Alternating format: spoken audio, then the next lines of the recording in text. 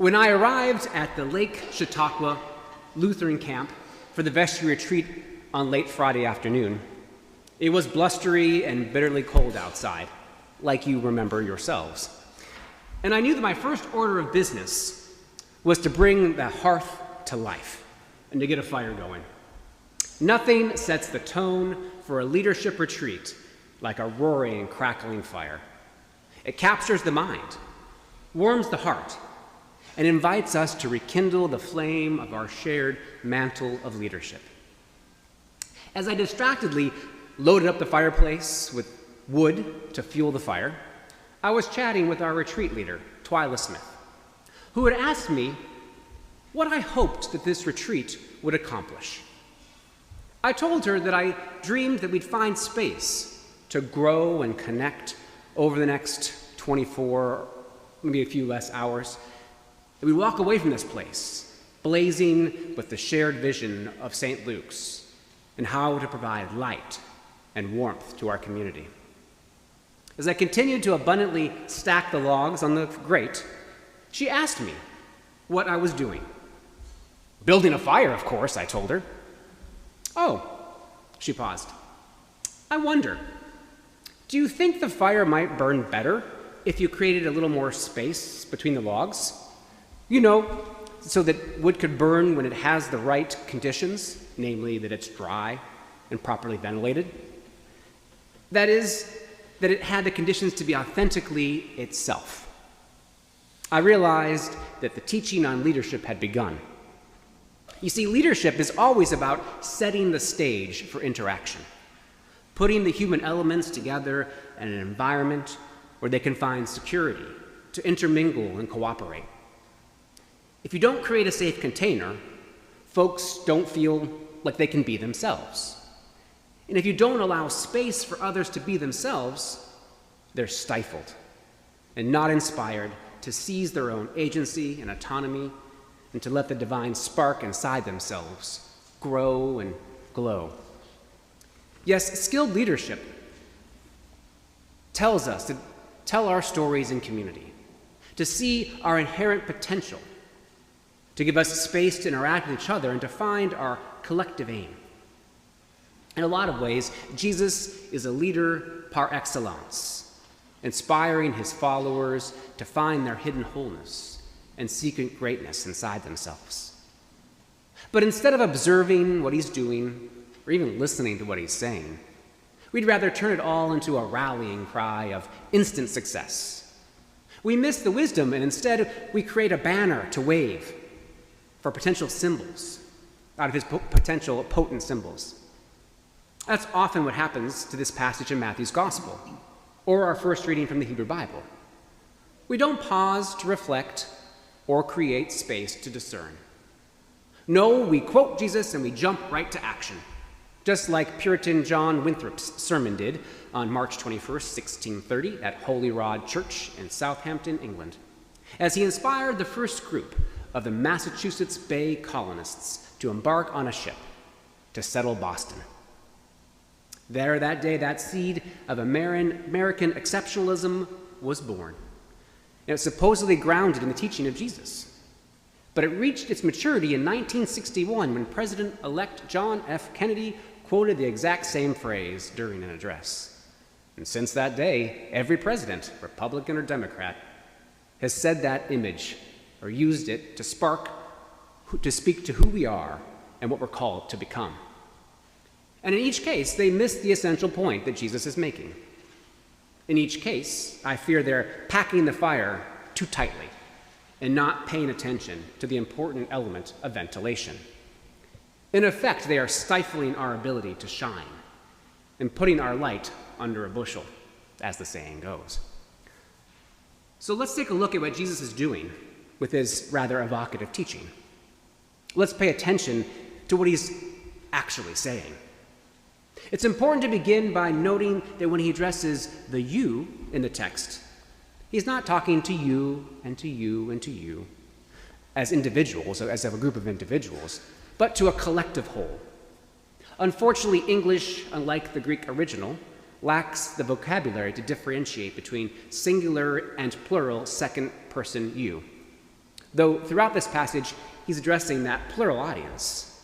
In our colloquial terms, especially in the South, we'd say y'all, which means no one individual and no one nation can embody salt or light by itself.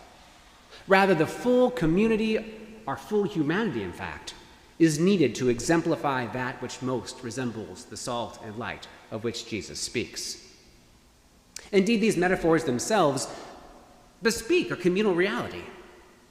That is, salt is most effective in its work when it's used with other elements.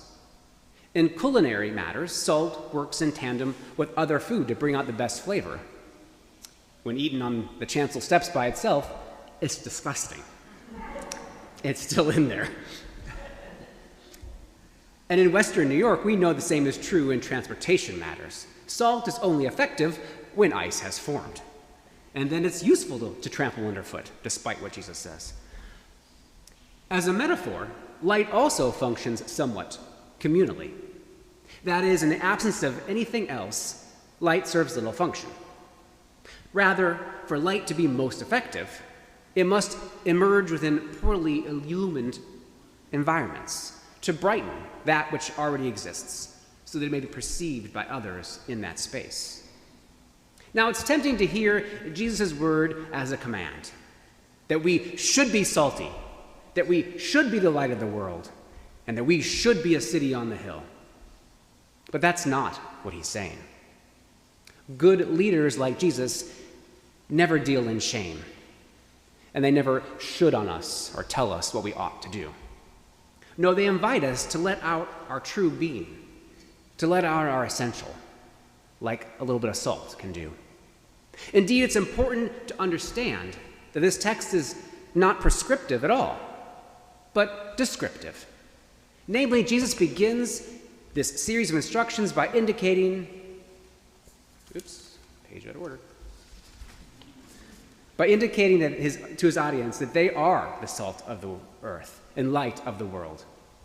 The verbs here are indicative. That is, they indicate an existing condition.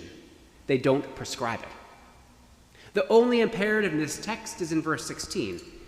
And even here, though the command that is given is not actually a command to Jesus' human audience. Rather, the text includes a grammatical form that doesn't really exist in the English language, a third-person imperative. This means that what is translated in our version as "let your light shine" is not actually a command to the human audiences of this imperative. Rather, it's a command to the light itself. This is quite significant because it means that the human audience is not being issued explicit instructions or orders or commands about how they are to act or behave. Instead, that which simply comprises the human essence already, for example, light, is simply instructed to be made more manifest than it was previously. It is not for humans to accomplish any particular work at all. Humans are simply to allow their core essence to be made more evident. And how do we do that? Well, to return to our fire metaphor, we allow for more ventilation and more oxygen. We stop listening to the shame and guilt messaging that often passes for leadership by those in authority, and we create space. Too often we're told that we are defined by what we lack and the deficits that we possess. So we set out a lifelong journey to plug the holes and fill the potential gaps. And of course, there are many helpful people out there who would market wonder products to make you feel better about your lack, or offer plans for your security if you would just relinquish your agency. Vote for me and I'll make it all right. How often do we hear that? Today, I invite you instead to listen to Jesus' words and see that, sorry, my pages are all out of order here, and see that, doggone it, see that you are full and complete. You don't need to exchange your agency to find security to grow. In his book, Transcend, The New Science of Self-Actualization, Scott Barry Kaufman invites us to go beyond the deficit realm, through the deficit realm and the being realm into a space that allows us to find the true nature of our human potential. I need that one. Can you get that for me? Shoot, I'm a mess today. This is the book Transcend. Thank you, Catherine. All my props. And in the book, he basically builds on Abraham Maslow's famous pyramid and turns it into a sailboat, an image like this. This is the image that the vestry worked with this weekend as we seek to lead the parish. We're intentionally trying to build a safe container, a hull of the boat, that we might find safety and connection and build some self-esteem. It'll allow us to catch the Holy Spirit's wind and follow wherever she may take us. Our leader, Twyla Smith, closed our leadership retreat with a liturgy/poem from the Quaker and leadership consultant Judy Brown. Here's her poem. What makes a fire burn is space between the logs, a breathing space. Too much of a good thing, too many logs, packed in too tight, can douse the flames, almost as surely as a pail of water would. So building fires requires attention to the spaces in between, as much to the wood. When we are able to build open spaces in the same way we have learned to pile on the logs, then we can come to see how it is fuel and absence of the fuel together that make fire possible. We need only lay a log lightly from time to time. A fire grows simply because the space is there, with openings in which the flame that knows just how it wants to burn can find its way. The fire is not told how to burn, but given the space merely to do it. It's the same thing we try and do here at St. Luke's, creating space for growth. It's the practice of some clergy at the invitation to the Eucharistic table to elevate the bread and the wine, now become body and blood, and say, behold what you are, become what you see. I think that's what Jesus is doing in today's gospel. Behold the salt that you already are. Behold the light that you already admit. Become that light. Become that for the life of the world. Let them taste and see it. I can't tell you how to do that in your life. All we can do is open some space. It will be unique to each of our lives how that fire grows. All we need to do is to free up some space. It will be particular and specific to your individual circumstances and relationships, and how that fire will transfer from you to another will be unique. I don't know exactly what you'll do, where you'll sprinkle your salt, or where you'll shine your light. But I do know this.